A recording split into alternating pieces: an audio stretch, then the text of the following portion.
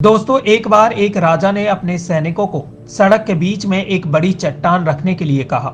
चट्टान को बीच सड़क में रखवाकर राजा ने अपने सैनिकों से छुपकर उस चट्टान पर नजर रखने के लिए कहा। राजा ने कहा कि देखना उस चट्टान को रास्ते से कौन हटाता है। काफी लोग उस रास्ते से आते जाते रहे, लेकिन किसी ने भी उस चट्टान को रास्ते से हटाने की कोशिश तक नहीं की। उस चट्टान के पास से गुजरने वाले लोगों में राजा के करीबी और शहर के बड़े व्यापारी भी शामिल थे। उनमें से कुछ लोग तो राजा को ही कोसने लगते कि क्या राजा इस चट्टान को भी रास्ते से नहीं हटवा सकता, लेकिन किसी ने उस चट्टान को हटाने की कोशिश तक नहीं की। काफी दिनों तक ऐसा ही चलता रहा।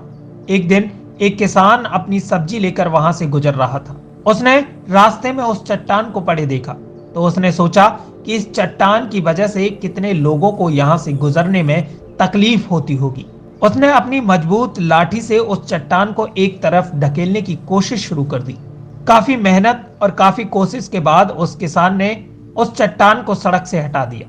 चट्टान को रास्ते से हटाने के बाद किसान अपनी सब्जियों को उठाकर वहां से जाने ही वाला था कि अचानक उसकी नजर एक पोटली पर गई, जो ठीक उसी जगह पड़ी थी जहां से उसने वह चट्टान हटाई थी। किसान ने उस पोटली को खोलकर देखा तो उसमें सोने के कई सिक्के थे और उन सिक्कों के साथ राजा का एक संदेश भी था।